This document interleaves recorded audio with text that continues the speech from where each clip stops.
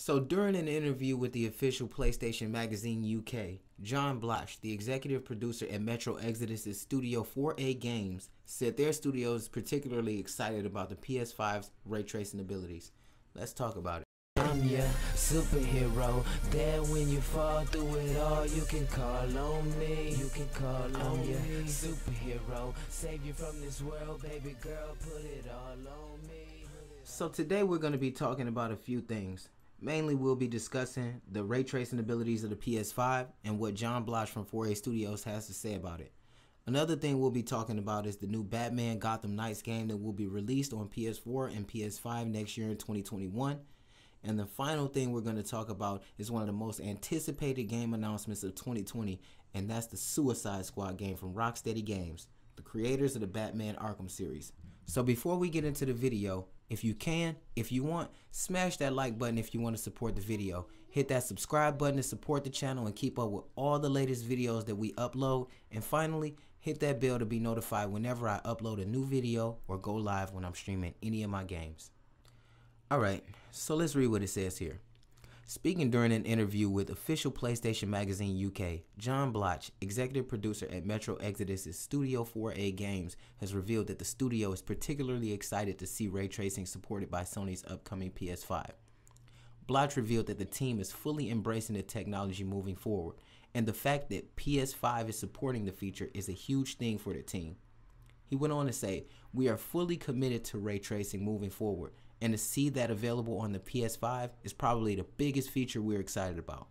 The faster SSD will help a lot with player experience, but adding support for ray tracing is the sort of thing that to us shows a true generational leap in the hardware." Elsewhere, he also touched base on the PS5 DualSense controller and what it may bring to the Metro franchise. He said this, "Probably the first that comes to mind for Metro would be getting that tactile feedback of pressure as you pump up a pneumatic rifle."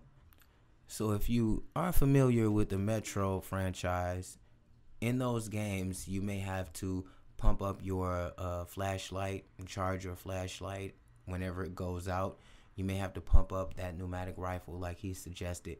And so it's sweet that they are already thinking of ways to implement ray tracing, but also they're already thinking of ways to use the DualSense controller in their games, and that's really exciting to see. So this is very interesting based on all the false rumors that came out a while back about the PS5 not actually having hardware-based ray tracing abilities built into it. Now we're hearing that devs are actually excited about the ray tracing in the PS5, and just to be honest, the PS5 is the only console so far that has shown gameplay actually running on the console with ray tracing enabled, which kind of makes all the people who ran with that narrative look kind of crazy right now.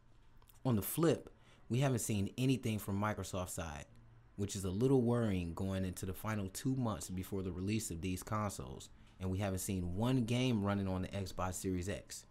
We haven't seen ray tracing, and we haven't seen the SSD be utilized on the Series X at all.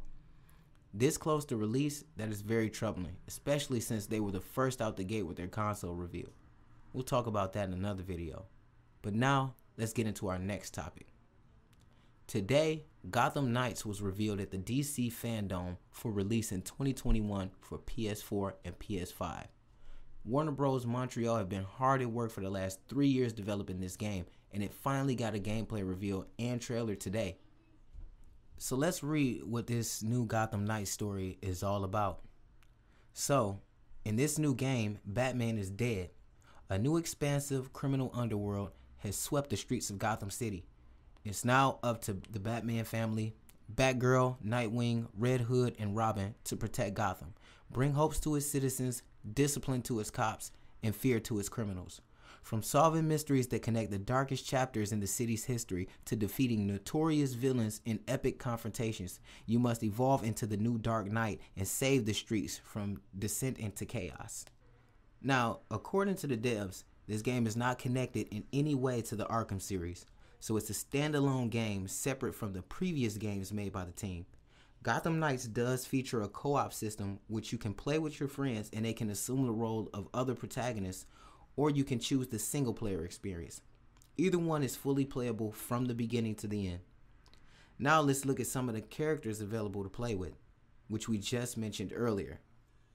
So, a few of these characters, many of us may already know who they are, and we already got some history on them. So I'm not going to go into the history of each character.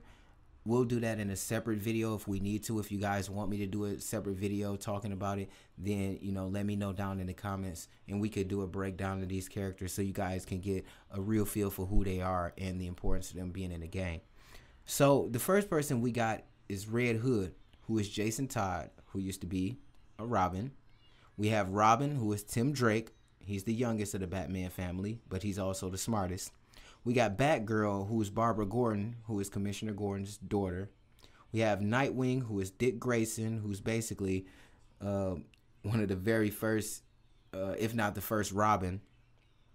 And that is mainly who they are talking about right now, who they've released and who they've announced is going to be playable. There may be characters that are playable that we don't know about yet, but Rocksteady hasn't revealed them. So as more information come out about that, getting close to release, I'll be updating you guys on that as well. Now, as far as the pre-orders go, I'll be updating you as we get closer to the release and Warner Bros. Are ready to give out that info. I'm very excited about this, as Batman is one of my favorite heroes of all time next to Spider-Man, and I'm always eager to see what they do with the characters in that universe. Moving on. The final thing we're going to talk about is the new trailer for the Suicide Squad game from Rocksteady, called Suicide Squad Kill the Justice League. And I'm just going to tell you right now, when I heard that title, I got extremely excited. What was shown was a CG trailer, but it was very informative. So the game takes place in Metropolis, and it seems Brainiac has taken control of all of the heroes. So let's read into this and see what's going on here. So, more than 5 years after the release of its previous DC Comics game, Batman Arkham Knight, developer Rocksteady Studios has finally revealed its new Batman game titled Suicide Squad Kill the Justice League. The title was revealed today at DC Fandom. Suicide Squad Kill the Justice League will release on PS5 sometime in 2022. Showcasing Harley Quinn, King Shark, Captain Boomerang, and Deadshot under the forced employ of Amanda Waller, the titular Suicide Squad are tasked with staving off an invasion of Metropolis triggered by Brainiac, who also appears to have corrupted Superman and turned him into a global terror. Developer Rocksteady Studios also confirmed that Suicide Squad Kill the Justice League would take place in the same universe as the Batman Arkham games. Gameplay-wise, Suicide Squad Kill the Justice League was described a 1 to 4 player squad title by Rocksteady head honcho, who also described the game as having excellent gunplay and awesome weapons, and would allow players to combine ranged and melee attacks with aplomb. You can also switch between each member of the Suicide Squad on the fly too, assuming that the other members of the squad are being controlled by AI and not players. It says here that the game will be releasing in 2022 for PS5, Series X, and PC, so it seems this game won't be available for current gen consoles, but nothing confirmed yet from Rocksteady. As more info comes out about either of these two games, I'll be sure to keep you up to date right here on this channel. So we're going to end this video right here. What do you think of these announcements? What about the PS5's ray tracing abilities? What do you think about the comments that were made about them? Whatever you think, let me know in the comments below. And remember, if you like what I'm doing and you found some valuable info here, hit that like button. If you want to support the channel, hit that sub and hit that bell so you know when I upload another video or go live. And remember, we live for games, we love them, so let's play them. Peace, everybody.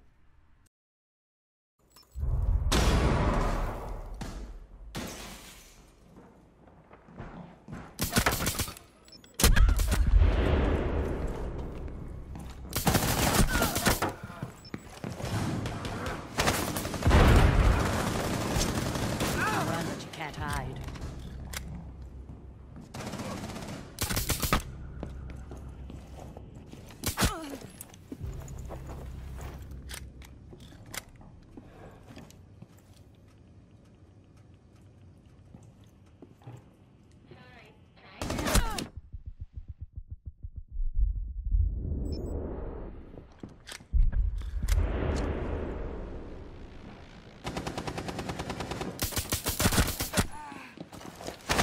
Last chance. Breaking your ally was a very last operator challenging, standing. but I found You gotta cap it